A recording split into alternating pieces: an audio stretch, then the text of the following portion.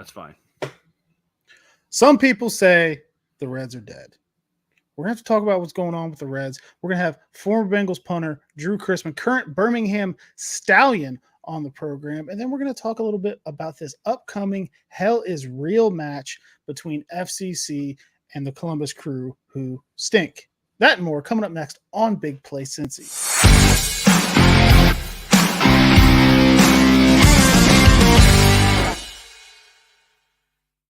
What is going on, Cincinnati fans, on this fine Thursday evening? We are so happy you're joining us here today on Big Play Cincy. Drew, how you doing tonight, man?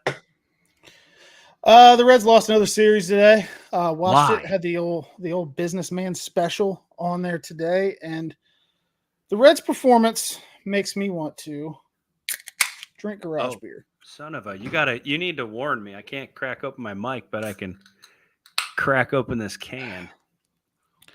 It was rough. They've forgotten how to hit baseballs. Yes. They've forgotten how to run the bases. Stuart Fairchild had one of the worst base running things I've ever seen in my life today. Yeah. Attempted a steal, then it was just a pop out and just completely muffed an entire inning. Kind of just ruined that. Let's get the Reds graphic up here. We're big Reds people. We're going to have Reds discussion on the program today. I'm watching on my TV. My picture apparently looks like hell. So that's not good. So we're going to hope that we can. We're going to hope that we can fix that on the YouTube stream.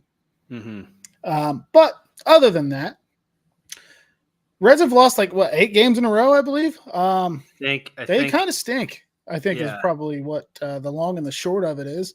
I know there's a lot of injuries. People are mad at David Bell again, so I put pissed off David Bell as the thumbnail for this. It's just not been good in Reds land, but I personally, I'm not declaring the Reds dead like some are. Okay. All right. I was tweeting out the show, so please excuse my I should do that too. What? I did what? Not do that. What the hell is the problem? I noticed we can't score. I can tell you that much. I sit there and I watch Reds games with my father-in-law. I'm like, what is going on? Is it just going to be another year of Ellie is on track to have a really good year? Pumped to watch Ellie play. Ellie is awesome.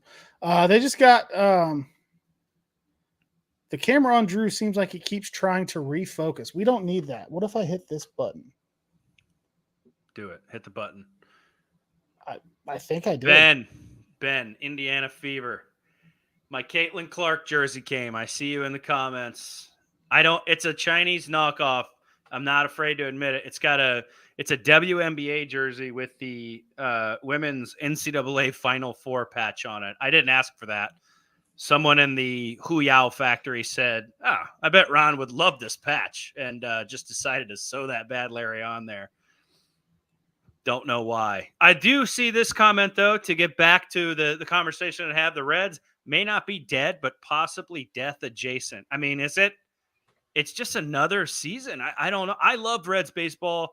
There's 100 gagillion games, so it's tough to keep track of unless you're like a super duper diehard, kind of like we are with the Bengals. But I'm at a loss for words. I tweeted it out today. I don't know what the F to do with this Reds team right now. 8 in a row is nuts.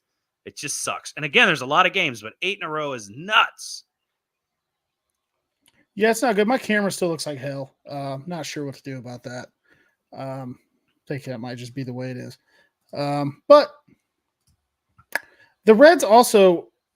Oh, was my camera gone? This is getting You look out of fine. control. No, you look fine. Keep going. Just roll, dude. Just roll. Computer, I look fine. On the actual stream, I look like hell. Don't pay attention. You look fine. The Reds, they have so many injuries. They've got a lot of guys banged up, and they have dudes playing out of position. And I think that messes with David Bell's ability to build these platoon lineups that he always likes to build. I think that's messing with the flow that he's able to work with. Yeah. That's my personal opinion.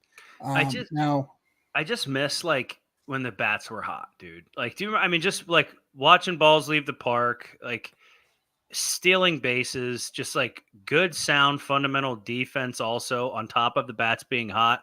And it's just not happening. It looks disorganized. They can play tight in games, kind of like Tony's saying here, but bad decisions. It's just all across the board. It's just not fun to watch, dude. It's frustrating when you want your baseball team to win, dude. Yeah, I think that is. I don't know. Somebody said who's ever made the playoffs after losing 8 straight games? Probably nobody. No. I would find that hard to believe. But I mean, maybe not. There's so many baseball games. Hell, I don't know. Maybe they could. They could. Who knows? But it just doesn't. It doesn't feel like it. It just really doesn't. Mental errors, just silly stuff happening. Tony, I mean, is on the money with the comments here. Injuries is one thing. Excuse me. Playing dumb and unaware is another. You shouldn't be getting picked off at second with nobody out. You shouldn't be walking Barnhart on 5 balls outside the zone. I mean, that's very valid. Stack one thing on top of another. Maybe they get it together and they go on a run here down the stretch, but the problem is like, is it too little, too late, dude? What did you put a bet out there today, right? What was your bet today? I flip-flopped my bets. So okay, here's what I did. Fair enough. I decided like right at the buzzer, it was a 110 tip. So I decided that I was going to go ahead and throw in a last minute Jake Fraley home run bet at like 109. All right. I got on the old Tipico sports book. I threw $25 on it. He almost hit a home run. He damn near put one out, but he didn't. And yesterday I bet on a Jamir Candelario home run. He damn near put one out, but he didn't. And then today he puts one out. He puts one out today, the next day. I'm very upset by it. It's frustrating. There's really nothing you can do about it. It sucks. It's not fun. I don't know. Is Drue here yet? I can't see like the backstage. Mr. Chrisman has not entered the chat. Okay. All right. Yeah. I know you guys know this. We got a special guest on the show today. I'm done just sitting here and crying about Reds baseball, unless you've got more details you want to add. You do look nice though, in the big play Cincy Reds hat, in the black sleeved jersey. You clean up nice in Reds gear. So I'll give you that. But you done? Are we done pouting about him? There's nothing more to say, right? Oh God, here we go. I'm done pouting about him. I'm also done with people telling me that the Reds are dead. All right. TJ Friedel just got back. Matt McClain, maybe never playing baseball again. I don't know. But the Reds are not dead. Okay. It's May. Right? Yeah, it's May. It's not a big deal. I'm going to be going to some Reds games soon. I got something cool in the works that I'm looking at. The Reds are not dead. Maybe they just need maybe they just need me at the ballpark. Maybe the Reds need me in Great American Ballpark to get things figured out. There's a game tomorrow night. We can take a look, see if it turns around. It's at like 11 o'clock. They're playing like in Iceland or something. I don't know where it is. It's a super late game. The Reds are not dead. Ellie De La Cruz is an electric factory. All right. Hunter Green, sure, he's going to give up home runs and shit, but he's cool. So no, I'm not giving up on the Reds. I refuse to give up on the Reds. I refuse to give up on the Cincinnati Reds until, I don't know if you're allowed to say that thing anymore about the person singing. I don't know if that's get in trouble for saying that. It's not over till it's over. Damn it. That's all I got. You can say it. It ain't over till the fat lady sings, brother. I'll say it right now as I adjust my camera. But yeah, they may not be dead. You're right. I don't know. I got nothing left to say about them. I hope they're not dead. Maybe death adjacent, like was said in the comments. But who knows? We talked about it earlier, guys. I've been tweeting about it. Drue's been tweeting about it. We do have a yeah, exactly. I was going to bring that up in my comment here. Drue Chrisman coming on the pod, man. I'm super pumped. When he gets here, we're going to talk about his journey from kicking at Ohio State, insert jab from Drue, to coming to the Bengals, to eventually leaving the Bengals, to his kind of online antics. I mean, the guy was doing crazy stuff there for a while, and now he's kicking for the Birmingham Stallions. So the dude's a stallion. Dude, I mean, what a journey. So when he gets here, we'll dive into that. But he's not backstage, right, man? I can't see backstage. I thought I could. Okay, I thought I could. Stuff going on in the Bengals world right now, man. We got the rookies reporting. And this is stuff to watch every year. Did you see the video of Amarius Mims high-fiving and dapping up Joe Burrow. Joe Burrow's 6'4", and big dude. Amarius Mims made him look tiny in the parking lot hallway there, dude. Did you see that video? Strong dap up with the right wrist, though. It was good. I was going to bring that up too, man. Yeah. Lots of bull crap going on with Joe Burrow right now on the internet, but it's eye-opening and People are fun to fucking bored. see. They're doing well. Yeah. It's eye-opening and fun to see Amarius Mims in the building, right? Because, like, we all knew he was big. We knew he was just this massive dude. Like, seeing him stand next to 6'4" Joe Burrow and dwarf him was absolutely crazy, dude. Like, I'm so excited to see him, whatever role he fills this year. I'm pumped to see, right? Whether he's moving around. I don't think he's going to touch guard this year. They said they view him as a tackle. No. So he's too damn big to play. Yeah. So he's going to rotate in a tackle and learn. Like, I'm so excited for the future of that dude, man. Other rookies reporting. I was busy today. I didn't catch a lot of news or pictures or tweets or anything with rookies reporting, but every single one of these guys I'm excited to see. The guy I'm most excited to see is obviously Jermaine Burton. I was talking him up when we did our draft show. To build on talking about the interactions between Joe and the rookies. Joe texting back and forth with Jermaine Burton, apparently saying, when you're ready to work, I'm ready to work. Because I think Burton, I don't know if he put it out on social media or whatever he did, but like just super cool. Not a ton of news. Yeah, McKinney, not a ton of news. I just know they're coming in the building. It's cool nice pictures. Cool pictures. It's nice to like get these rookies in the building, man. Like, it makes it real because we pick them on draft night and then there's this kind of lull. You know what I mean? Yeah. And then when they get into the building and the mini camps start, that's when it gets really fun, man. That's when it gets really fun. So our friend Drue Chrisman has joined the backstage area. So I'm going to go ahead and I'm going to bring him in. We're going to have a little bit of fun and talk to the man, the myth, the legend, the door-dashing punter, the guy that's done every job in the world. Yeah. He's here. Drue, how you doing tonight, man? What's up, boys? It's great to be here. What an intro. I swear my intro it's different on every show I join. So that's all right. Hat. I knew that was coming. Just hang up, Drue. That was coming. What about this one? Does this one bother you as much? That's about all the logo I got. Oh my God, double dip, man! He just got here. He was ready. Yeah. Did you go shopping? I just got to make sure he's not going to leave. On that one, are you a diehard? This is original. Fan? This is original XFL 2020 Defenders hat. Really? So you're an Day OG, one. OG Day XFL one. Spring Bowl fanatic over here. I love it. We need to bring more to the Spring Bowl. Yeah, I love it. People going. 100%. I figure if I got those out of the way early and you didn't leave, we'd be good for the rest of the show. Yeah, he warned me too. I was like, man, he's gonna either reach through the screen and kick your ass or leave. So we'll see. That's all right, dude. Well, good. we're super pumped to have you on here. You're such a fun follow. Your whole journey, your career, everything you're about and you represent it just jives with us. Excuse me. What I wanted to do is kind of just talk to you about that journey here and have our listeners just hear it from you, right? Because we see you on the internet doing the awesome videos. One of my favorites you have out there right now is you getting in your Stallions gear with the helmet and everything. Like it's awesome. Like what you put together. Like so you started Ohio State, right? Like what's it like to play on a collegiate football team? Drue and I don't know. We're obviously looking at us. We may look like spectacular athletes, but we didn't play collegiate football. Especially at a university like OSU? What's that like, man? It's funny you say that because actually I was just thinking, I forget your first name, Bengals. It's all I know you as. I barely just started learning your face because you just started revealing yourself.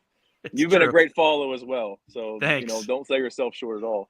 But I was just thinking you actually look like, obviously you've been paying close attention to the Bengals, but you look like Mike Gesicki if you had, if you threw one or two more beers back on the weekend, spitting image Yeah. of Mike there, and He's garage beers. Actually, if he threw a couple more beers back on the weekend, yeah, he exactly. might join on this podcast and you want a little doppelganger action. So when I saw him, you were the first face I thought of. So That's funny. That's funny to hear. Yeah, I'm he's sure got you've gotten me. that a couple times. Oh, plenty. Yeah, I'm about 6'2", 6'2.5" when I want to impress my wife, but he's got me by a few inches. I think he's I would almost imagine 6'4", he's pretty tall. 6'5". But yeah, I've been getting that, man. So No, it's good. No, I just had to throw that out there. But yeah, so back to your original question, what it's like being a college athlete. Yeah. Probably a lot different than what it's like being a college punter, especially at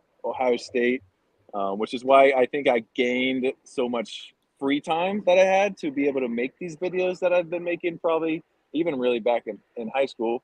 You don't punt a whole lot at Ohio State, as Drue would know, especially the years I was there. Maybe fair. not as much recently, especially in those games. They've got our number the last couple of years here, but so yeah, I had a lot of free time on my hands.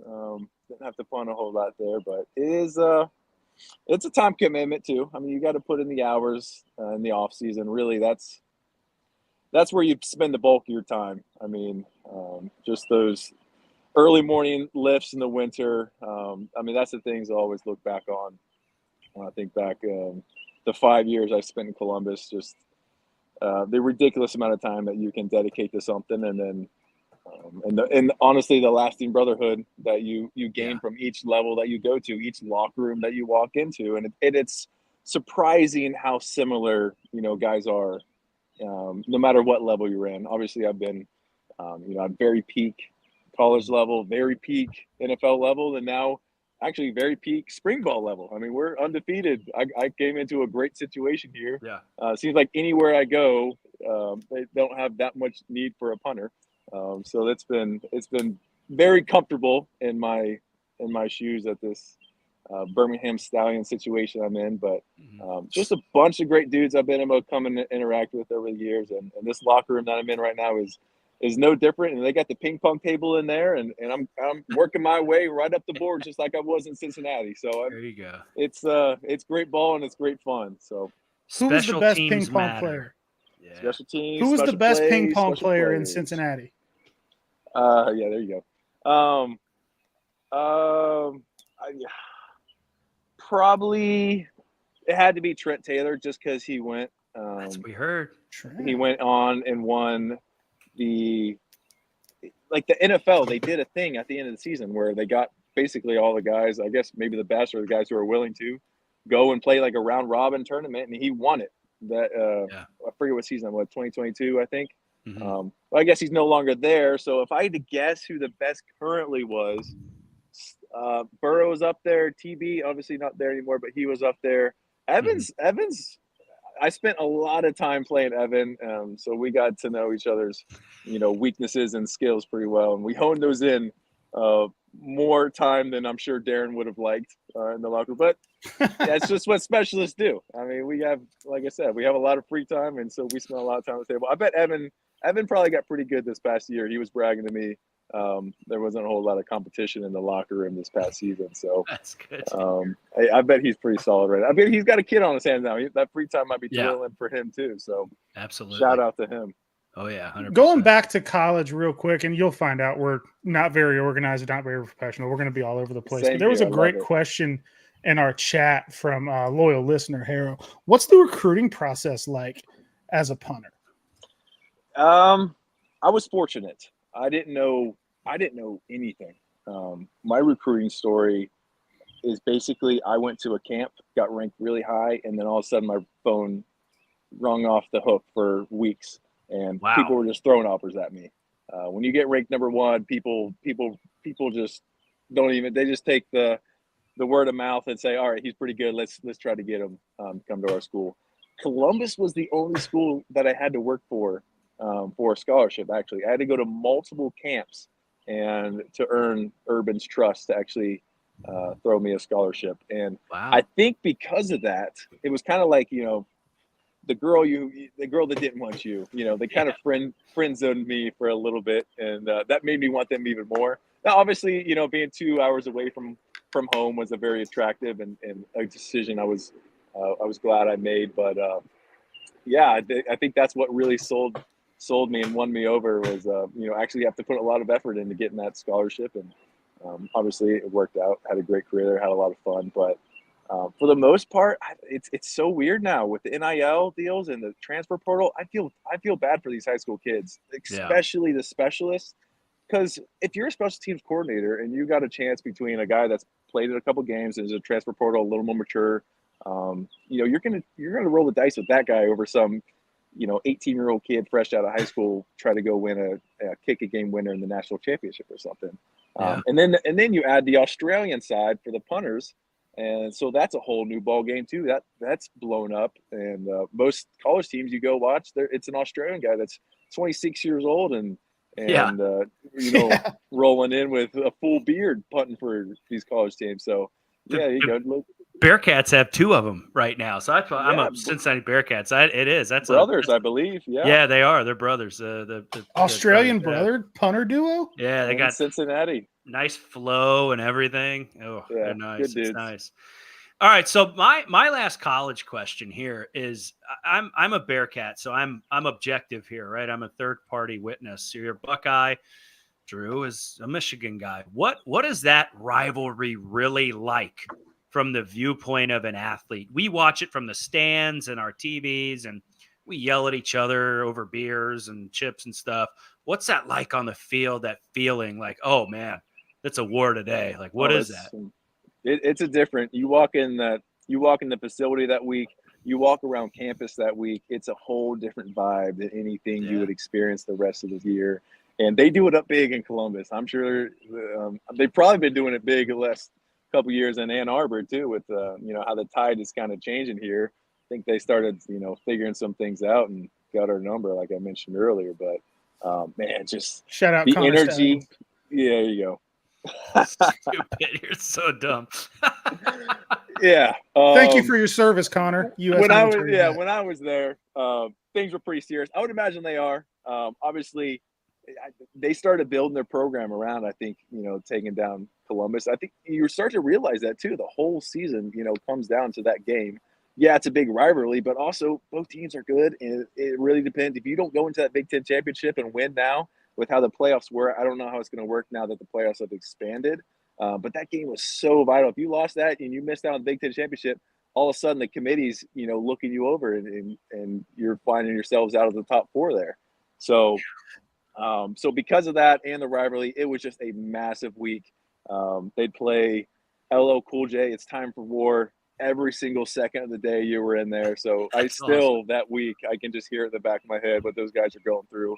I would imagine probably a lot of those same routines are still implemented and probably been even amplified over the result of the last couple of seasons. So I'm excited to see them get back on track this year. That's incredible. Well, it's tradition, so I imagine it's carried on even after your tenure. So, Sure. And it's different now too, because just one last thing on that, just on the Michigan-Ohio State thing. Ohio State won the first college football playoff in 2014. Yep. And then I feel like Michigan just like they have that one little thing, like they just won maybe the biggest game ever, because that was the last time when it's really like you lose this, you're probably not going to the playoff. Now, both teams should finish in the top 12 more often than not. Oh yeah, for sure. No, I mean it was always a massive game. Yeah, we'll see what it turns into, but I think it'll still always have the Ohio State Michigan feel, but this is just like that one was like this is the last time where that loss really sinks your season. Yeah, no, I would agree. Yeah, we'll see what really does it. All right, so we've talked OSU, we've talked Drew has talked Michigan, unfortunately, but what's the transition from a collegiate athlete to the NFL like, or your transition? Like, how did that occur with you? Mine was pretty seamless in the sense that I wound up in a great situation with Cincinnati and the experience that they had in the special teams room with Kevin and when Clark was there, and being so close to home. That first trying to think, I think it was that first summer, maybe even the first whole year, I lived with my parents still. Nice. I lived in their basement, my wife and I.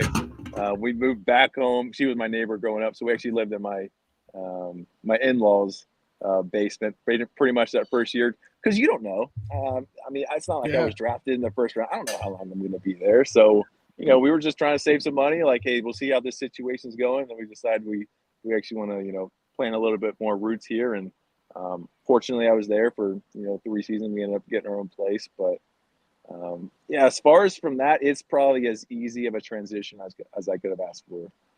These guys that are getting undrafted free agents that have to move across the country, that's tough. I feel for those guys because they don't know what 1 week is going to look like for the next, which I found out very quickly that you don't know is the NFL. This is not for long, especially in the specialist position. I mean, it's every week, every day is a job interview, and you got to go in there and really win every day to prove that you belong in that locker room, in that league.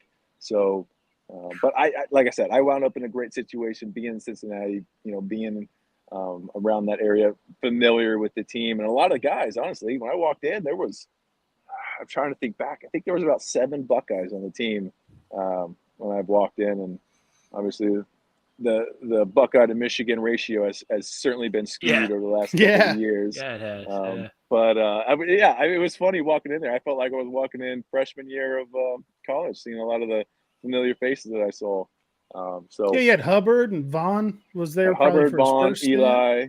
Eli Apple missed that guy. Keandre Jones, practice squad guy. He got some active. He's in Washington now. Mm-hmm. Michael Jordan, Billy Price. Remember those guys? Yep. Oh yeah. Talked to Billy a lot. Billy was a good guy. I love Billy. Yeah, a lot of good dudes. I mean, it's a lot. Like I said, locker room's a locker room. I mean, as far as the player standpoint, they're going to be open and inviting as you possibly can. But you got to realize it's a different ball game at this level. I mean, it's a business, and you got to take care of your stuff, or you're going to be cleaning out that locker pretty quickly. So, do you feel that gear shift like right when you walk in? Are you like, oh, I'm with the big boys now? I think. I mean, it's kind of like first day of school. I feel like the first couple of weeks, you're just kind of feeling the water, getting used to comfortable everybody. But I mean, when it comes game time, I think you see the switch turn a little bit.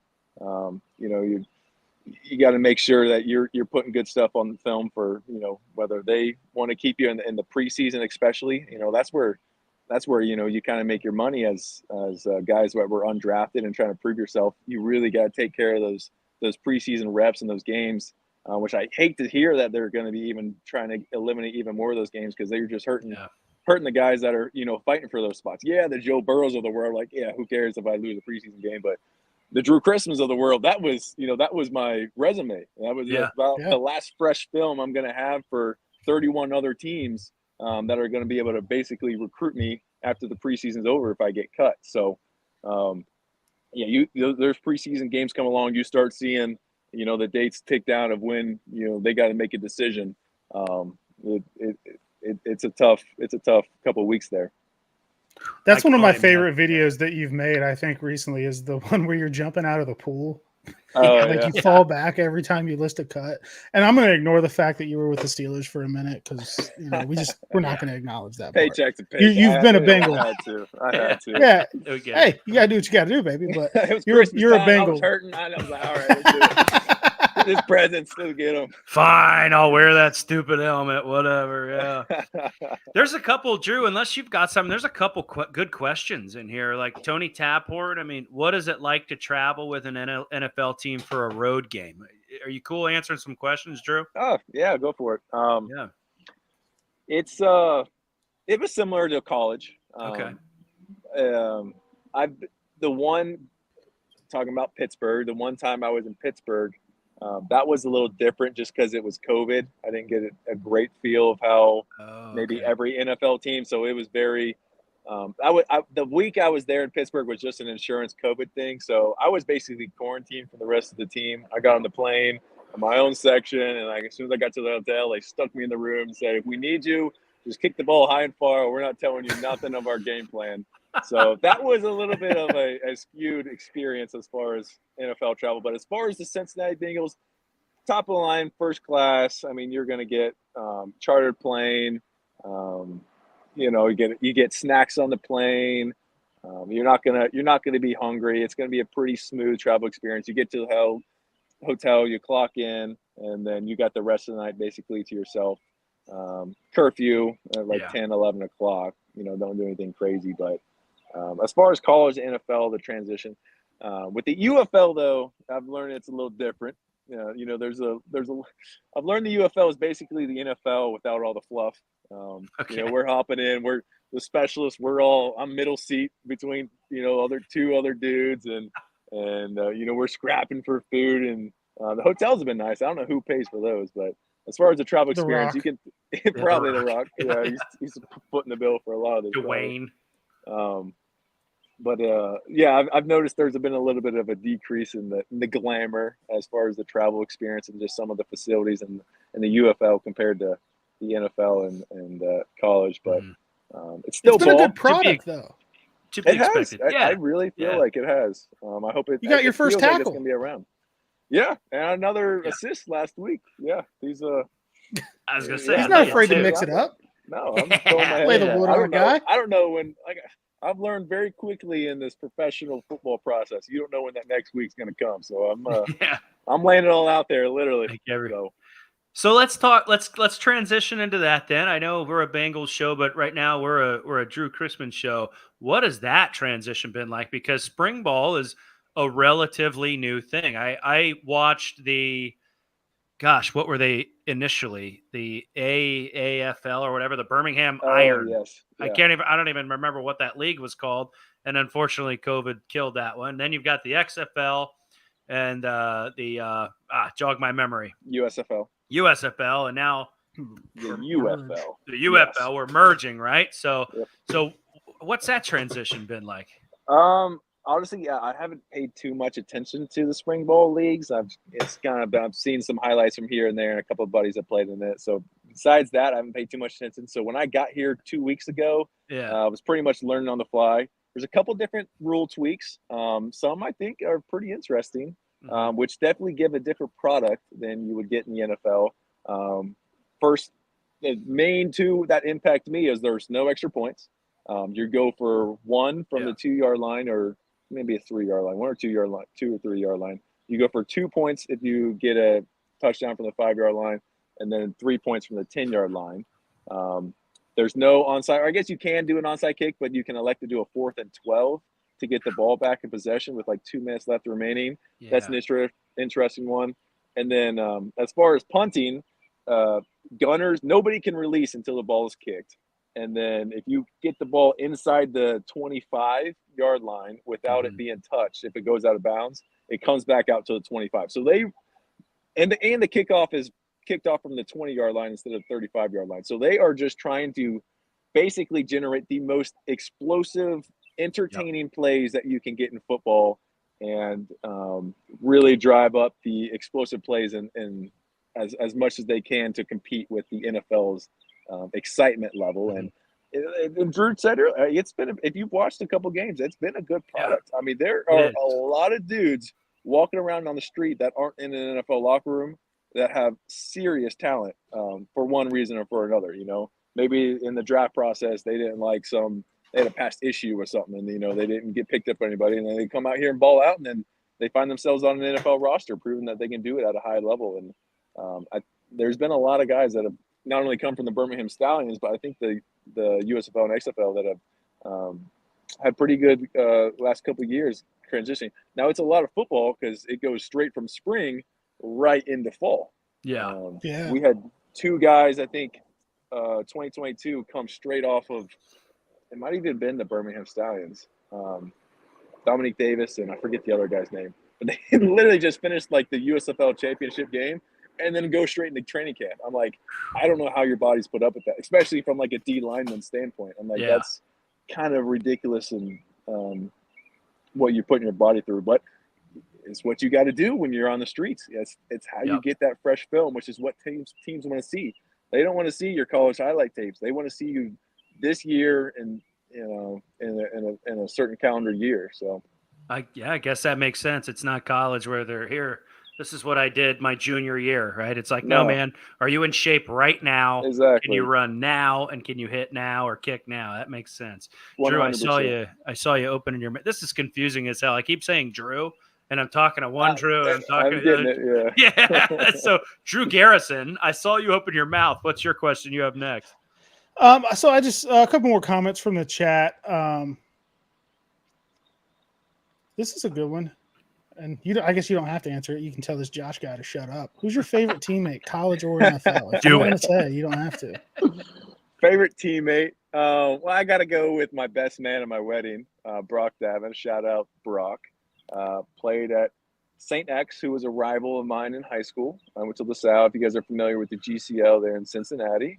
Sycamore High School grad, right here. Okay. Yep. I'm surprised. Have I been to your high school yet? I don't know if I've been to Sycamore. I've been to a lot of different high schools. I'm not sure. You should I'll go. have to see. Yeah. Maybe I will. After Maybe you I'll win a check it out. championship. Yeah. After you win the UFL win the championship. UFL, and then we'll link up and we'll go up to the Sycamore field. There we go. Yeah. So he was a rival in high school. Didn't really know too much about him. All of a sudden, he hits me up on, I think it was like Facebook Messenger, like, "Hey, we're gonna be roommates," and had a great time with him in high school. Was the best man in my would have been wedding. I got married during COVID, so had a kind of elope, but we had a big wedding. He would have been the best man, and I've stayed in contact with him more than anybody else. But shoot, you can name most of the specialists are definitely B tier besides Brock. I've been fortunate to be around a lot of great dudes. Clark Harris was probably cool as hell, wasn't he? Clark was hilarious. Yeah, I could just see it. Yeah, brother. Yeah. Clark, the combination of Clark and Kevin were just, undefeated. I just love seeing guys that have been together for 10 plus years and done it at a high level and just how they operated. They certainly changed my view of, football and just what you need to be able to get ready. And they would just roll out of bed and just get the job done. And I just loved their personalities. But Cincinnati was great. Cal, Evan, a lot of great dudes there. Columbus, my kicker Blake, he was probably the closest when I was to there. But I'll go with Brock Davin. Shout out you, Brock, if you're watching. Probably not. We love Brock on this program. He's a great guy. You ever get starstruck meeting anybody in the NFL or college, I guess? I mean, no, not really. I mean, cool. That's good. Play it cool. I like it. I like it. Yeah, I'm an NFL player too, bro. Yes. I'm trying to think that I did. Okay. I guess the only time I was starstruck, it was with my wife. So after the season, I don't even know if I'm even allowed to say this, but there's like this kind of getaway resort NFL players can go to. It's very religious based. They kind of keep the location private just because there are some big names that go there. Mm-hmm. It was, and I went after, I think it was a 2022 season. I went with my family and my daughter at the time. She was like 6 months or something. And Russell Wilson, probably the biggest name that was at the event. And obviously his wife, Sierra. Yeah. And so seeing the combination of those two in the hotel walking around, and this is a great story. So I got my wife and my 6-month-old daughter with me. They're getting off the elevator. We're going in the elevator, and I recognize him automatically, and my wife recognizes her automatically, and we kind of like, whoa, okay, there's some serious star power right there. And then Sierra actually sees my daughter, Carly. She, starts. Just a cute little baby. She's telling her Carly how cute she was. And I didn't really know who she was too much. I knew who Russell was, and my wife knew who Sierra was. And so we go up in our hotel room, and our wife starts blasting some Sierra songs and dancing. Like, my Sierra just said my baby was cute and all this stuff. So that's awesome. Sierra. Yeah, exactly. Oh, we went through the whole playlist there. I didn't realize how big of a fan she was. My wife was of her. Sierra's got a catalog. Yeah. Oh, yeah. No, I learned quickly. Bangers. She educated me. Yeah. And I educated her about Russell Wilson. Yeah. It was kind of after the Broncos Let's Ride. So I had to go back a couple seasons, some Super Bowl runs. But look, Russ was cool. Okay. He was cool at one point. You know what I'm saying? I listened to a Sierra album. Now you're going to watch Russell Wilson tape. Yeah. Exactly. Some Seattle highlights here. So I guess that would probably be the only time I was like, oh, okay, so some star power here. So. No, that's awesome. So, man, we've had you on here for near 30 minutes now. Gone through the Michigan rivalry, college, NFL, everything. Talked a little about TikToks. called me Fat Mike Gesicki. I do appreciate that. I'm kidding, but what? So the last question I have for you, and then I'm gonna just turn it over to Drue here, is what makes you go out and do DoorDash and go to these companies and do this stuff? Is it just for the love of the game, the love of making content, or just you're having a good time? What is it, man? Because it's entertaining as hell. People love it. They appreciate it when an NFL player does content and interacts and talks with people and is fun. It's fun. They love it. So what drives you to go do this? That's a great question. For sure, sometimes I don't know the answer. Sometimes that's fair. And fair. honestly, I just like to have fun. Honestly, at the end of the day, that's really what this whole league, and I played football pretty much my whole life, and I've been an entertainer. I mean, that's at the end of the day, that's what we are. We try to put a good product on TV and try to entertain people at the end of the day after they get off their 9 to 5 and support that hometown team and give them a good feeling going into the week or the next day or so. I think I just we're just blessed in a time to have the availability to be able to interact through social media and doing podcasts like this. And it just always spoke well to my personality. I've had no problem shying away from people getting to know who I am and who I am as a personality, and just like to have fun with it, because at the end of the day, I'm kicking a ball out there, and maybe being a specialist, being a little quirky as a punter, maybe plays into that a little bit. I think you do see specialists be a little more outgoing with their personality, whether it's social media or just in the community. So, not taking yourself too serious, because, like I said, at the end of the day, I'm just an entertainer, and just trying to have the most amount of fun with it while I can, because one day football ends and real life starts. So just enjoying my youth and the energy I have at the moment. It does. So. Shout out McAfee. He made punters cool again. Oh, 100%. Yeah. People ask me who the GOAT of punters are, and you got to give respect to Ray Guy. He certainly changed the game. But as far as what Pat's done for the specialist and punters position and bringing the notoriety that he has and the personality he has, I'm putting him right up there, right under Ray Guy, as on a guy who really changed the specialist landscape and brought a lot of attention to this facet of the sport within the sport, pretty much. Love it. Love it. Love it. Love it. Drue, if you don't have anything else, Drue Garrison, again, sorry, Drue. We needed to put a mark somewhere I could point, and then it would be the right one. But I've got nothing else for you. Dude, we really appreciate you coming on here. Anytime a player can come on a show and show their personality and interact with an audience, like I said, it means the world to them. So we thank you for your time. It looks like you're sitting by the pool there, so enjoy. Oh, yeah. Beautiful. Sleep in Arlington. Sleep in. No free ads here. No free ads. Garage in Arlington. Yeah. Garage in.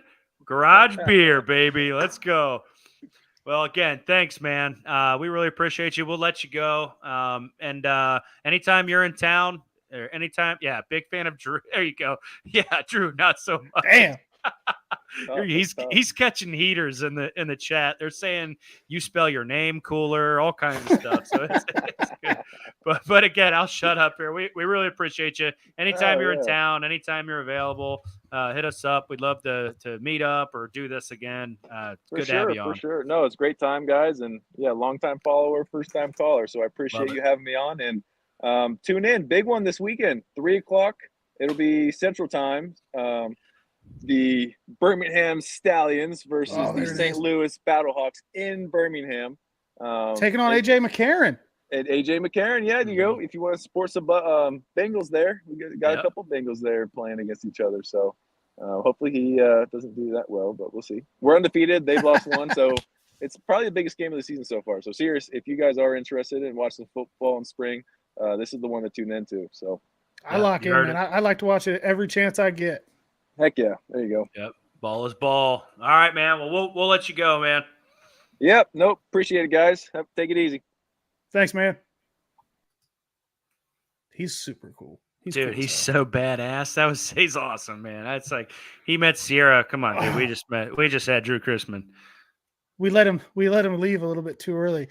A special Oh, garage beer celly would have been nice. We should have. yes. We'll message got him. that We'll one out. message him. I We'll saw have it him, right afterwards. he'll punt, crack open, chug, throw it on the ground. We'll message him afterwards. Well, That would I be mean awesome. that was cool, dude. Chat, everybody in the chat, everybody watching, the millions and millions of people watching, the millions and millions of people listening. Hope that was entertaining. We're gonna try to have as many players on here as we can. He's just the tip of the iceberg, and I'm so flattered that he came on the show. Yeah, absolutely. So this is K Breezy said, I said I'll be watching. He says, unless Victoria makes me paint the house. It's all painted, dude. We're good. Actually, Yeah. there's some room, there's a room that still needs painted, but it's not going to be happening while the Birmingham Stallions are playing the St. Louis Battlehawks on Sunday. All right. That's not going to happen. It is time now. We're going to have to pay the bills, Ron. Oh yeah. Our first ever commercial. And look, I know what people are going to say. These guys are doing commercials. I don't log in here to watch commercials, but you know what? We need a short break for something, and it's going to be a really cool commercial. I think you're going to enjoy it. So with that said, we got to pay the bills real quick. We'll be right back. At Garage Beer, we take light beer seriously. Oh, those are still as hell. Not that seriously. Ooh, definitely not that seriously either. About as seriously as we take our lawn care. Or coaching my 5-year-old's t-ball team. Go Bears. But when it comes to beer, it's all about quality. And also quantity, I guess. We just think beer tastes better when it's not brewed in tanks the size of Texas. Sure, we take very seriously making the best light beer this side of the moon, but not much else.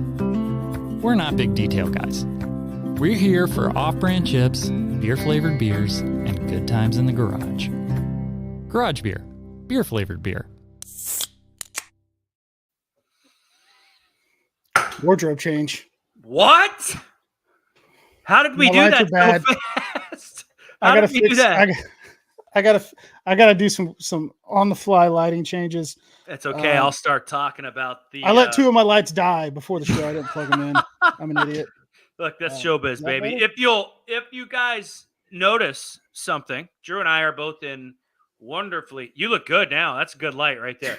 We're Yeah. in wonderful, wonderful FC Cincinnati jerseys. Okay, I'm in the River kit from last year. Okay, this one is beautiful. Drew, you're sporting the brand new painted kit, the away kit, which I like. Makes I me like look buff, white. I feel like. Yeah, you look buff. How did you go? Well, we'll get into that, dude. Where are we going this weekend? What are we doing? What are we doing this weekend? See, people saying I'm wearing my kid's jersey, dude. That's just because of this physique. All right. I'm getting fit. I'm getting sexy. Don't worry, it fits fine. Saturday. Dude, I mean, do I gotta do it? Yeah. I'm fine. We're good. It's okay. Maybe I'm not in the best of shape. Maybe I typically don't do free ads, but Rally House gave me this jersey just for free, just to start my FCC fan. They hit me up on Twitter. They said, go to the store by your house. There's a jersey waiting on you. Guy working knew me from Twitter, gave it to me. Shout out to them. No free ads, but this time, shout out to them. But we're going to Columbus. Yes, we are. We are going to whatever that stadium's called. Lower Link Field, I think maybe is the name. I don't know. I did not hold my breath, Tony. That is my natural physique. We are going to the game. We're going to the Hell is Real match Saturday in Columbus. We're going to sit in the Tipico suite. Saw some pictures of that today. Us. Looks like somewhere way too nice for me to be. Yeah, so I'm going to have to try to make sure to behave myself. They're making a mistake but letting us in there. it's going to be a blast, dude. And while we're on that subject, our friends at Tipico Sportsbook went ahead and they put this out for us today. Talk it up. We have got a Hell is Real boost that is currently right over Ron's Just talk face. it. Love So it. I just got to fix that. There we go. So you can boost. Now, I had $35.24 in the Tipico Sportsbook account. I went ahead and I let it all ride on the Hell is Real boost for Saturday. Luciano Acosta, anytime goal scorer, and FC Moneyline. It was at plus 634. They boosted it up for us at plus 755. So when this happens, not if, when this happens, when FCC goes and wins, and Lucio Acosta, scores a goal, I'm going to win $301. And you know what that's going to do? I'm going to buy Padone and reflog a beer and tell them I'm sorry that they had to watch that. And I'm sorry that their feelings are hurt because FCC just drove up I-70 and beat the hell out of the crew. Yeah. And then I'll take the rest home and we'll spend it on Mother's Day. Hey, yes. Tipico Sportsbook. Very simple to use. Super user-friendly. Love that they're boosting us for us. This is our first ever Hell is Real boost. Now, don't get it twisted, folks. All right. We love Tipico in the house. But this week, they're a little bit of a rival. They're a little bit of an enemy, right? Because they are Columbus Crew sponsors. Okay. We're not going to hold that against them because they're wonderful people at Tipico. We love Tipico.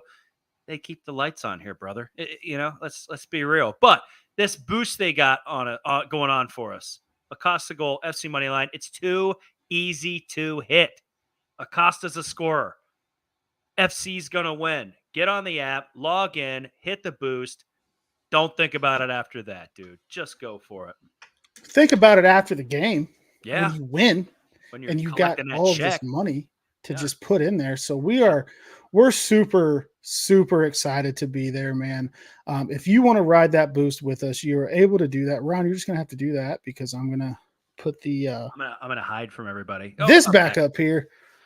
Hey, if anybody's interested to being a producer for little to no pay to run this stuff behind the scenes, please get in touch with us because I'm not quick enough on the draw. It seems. No, you are. You're my beautiful. Computer struggles sometimes. I should have. So I should have put my Cincy hat on. It's on the wall there, the blue and orange Cincy hat, man. Just got this one. Yeah, fresh from Indy, where they produce and send these out. Shout out to Matt for getting it out to me quick.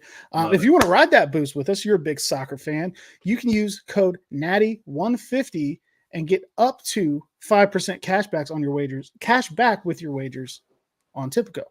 There is a link to it on all of our social media channels. I probably should have had that prepared to post in the chat, but I didn't. It's not smart. So what is it? 7:45. What do they call it? First kick? It's not a first pitch. What do they call the beginning of a soccer game? The match starts at 7:45. Okay, I can roll with that. The match starts at 7:45. Pulling up the match guide. It is a late one. It's a late one, folks. But I'm going to tell you what, the content that's going to be coming out of the Big Play Cincy page, going to be coming out of our page, is going to be worth staying up alone. So we're headed up there to Columbus. We're going to drive up there. We're going to be meeting some of the Big Play Cleveland folks up there. Nick Padone, Reflog is a maybe. I think I know he's got some stuff going on. Maybe Dave's there. I don't know. But Big Play Cleveland, they're wonderful people, folks. They may be wearing different colors, but they're good. This week, however, though, we're going to make fun of them. We're going to belittle them. Yes. We're going to make sure that they know that we are better than them. And then when we win, we're going to give them a hug and it's all going to be okay. So look for content, look for everything happening. We're going to eat, we're going to drink, we're going to show the lounge, we're going to show the match. We're going to interview people, talk to people about the game, talk to some Crew fans, talk to some FC Cincinnati fans that made the drive up there or maybe live up there, right? It's not that far. It's Ohio. It's not that big. Okay. So it's going to be fun, but I do got to bring this up, man. I've unlocked, like, take the key, right? The Twitter key, right? I'm going to put it on my camera here. Bam. I've unlocked an entirely new brand of hater on social media with this FC Cincinnati fandom. Now, I've been a fan for like 2.5-ish years now. Okay. It's been a fun ride. And I've admitted it every step of the way. Teach me soccer. People have been teaching me. It's been so wonderful. But this is like kind of the first year where it's like I know the roster, I know the rules, I know what's happening. So I started running my mouth a little bit, right? And I thought, okay, let's be friendly about it. Dude, Crew fans are brutal. They're ruthless. And FC fans give it right back. It is a fun rivalry, dude. Have you seen it online at all? Yeah, I love watching people make fun of you on the internet. Yeah, I mean, it makes me feel better because I get so much of it. So I'm like, all right, I'm not alone in this. But that's to be expected. I mean, Columbus is just Pittsburgh without the rivers, if we're being honest. Yeah. I mean, they're black and gold, for crying out loud. Who in Ohio is going to support a team with black and gold colors? You said it last week. Yep. What are we doing here? Insane. I don't know why they chose that. There's no excuse for it. Actually, there is an excuse. I believe the story is that the person who brought the team there like the Pittsburgh Steelers, and that's the reason they chose the color. So that solidifies my hatred. You know what I mean? So you're just gonna these people are just gonna support somebody trying to bleed the Pittsburgh Steelers into Yeah. the state of Ohio, and they're just gonna willingly support this. Ick. Yeah. Gross. Jimmy Haslam owns them now, right? I think so. He's Add that to the list. I mean, what else? what are we doing here? But it doesn't matter because we are going to establish soccer dominance over the state of Ohio Saturday. First soccer game of my life, and I'm going to get to watch it from that view in the Tipico Club, which looks just far too nice for a guy like me to be in. I've sat in suites at Paycor. I've sat in suites at Great American Ballpark. Humble brag, but that one looks like it's going to be like the best of the best, other than the black and yellow color scheme. Yeah. Ick, yuck. It is all black and yellow. So it is. So I've been to plenty now. I've been to plenty of FC games, never an away game. This is my first away game. So we'll see how that goes. But what's going on in here and in here? Like, it's like, you're a football guy, dude. We're both football guys. Look at your beard. Look at this mustache. We look like football guys, right? We're smashing garage beer and hanging out. But what is your feelings right now on the precipice of attending this soccer match? First off, chill out with the big words. Sorry. Yeah, that was insane. I do know what that means, though. Shout out West Carrollton High School. Really, dude, I'm excited to see the environment. I want to get to an FCC game in Cincinnati. Not going to say the name of their stadium sponsor, but I want to get there and like go to the Bailey where it's real rowdy and there's like powder getting shot off and chants and stuff. Like, I want to experience that. But the Crew has a rabid fan base too. Like, the Crew has die-hard fans. And, the Hell is Real thing has turned into a little bit of a rivalry. I don't know if it's, I couldn't tell you the top MLS rivalries, but I know it's a massive rivalry here in the state of Ohio. So the place is going to be rocking. I think it's going to be a really cool environment. I'm just going to soak it all in.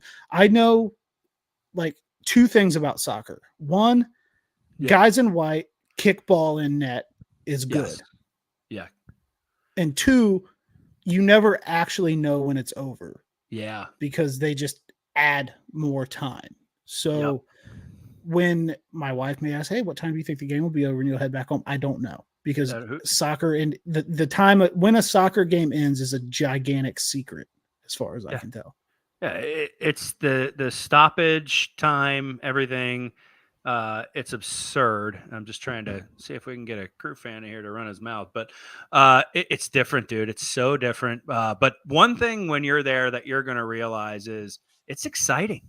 If you watch it on TV and you're not really a soccer guy, it's like, whatever, it's fine. But when I really went to an FC match in TQL, sorry, Drew, I don't mean to bring that up. But when I went to a match, it was exhilarating. Like, it was unbelievable. And I think that the NFL could learn from soccer fans because, like, dude, they're intense. Like, when you get there, you're going to hear chants, and it's just like, you're going to hear chants, and you're going to go to the bathroom where it's quiet, and then you're going to come back out, and they're still chanting. It's the entire game, dude. Like, they are absolutely rabid. Yeah, here's a good look, there's all kinds of stuff like offsides rules. Like, it's just, you're gonna the whole match, you're gonna be like, what's going on? Yeah, I don't know any of that. I'm gonna root for Lucho Acosta to score a goal. Yeah, and FCC to I feel like 4-0 in soccer is a blowout, right? Yeah, you were I think like that's like a football team winning by 28. Yeah, you texted that earlier, and I was like, whoa. Hold on. Might be like 2-1, but we'll see. But you're going to have fun. It's exciting, dude. And we're going to get you one of these, dude. I was not a scarf guy. This is the river kit. But the scarves are nice, dude. What is this one? I don't know if I can pull a scarf off. I can't, but I'm still doing it. There, Cincinnati. See, that's all that matters, right? I just can't believe that I decided to be an FCC fan one day, and then like a relatively large brand was like, have this $100 jersey. Yeah, that was 100. Like, what? Buddy, it's these $100. jerseys. The tag on it. Oh, okay. It doesn't have a name on it, so I can just rock it forever, no matter what happens. Bro, put a name on it. Yeah, dude, come pick this up. With a name on it, they're a couple $100. I mean, they're absurdly expensive. Like, So I was Rally shocked. House one more time. Yeah. Rally House. I cannot wait to just I cannot wait to just soak it all in. Right. Mhm. I'm going to be honest with you. I've been a pretty anti-soccer guy pretty much my whole life.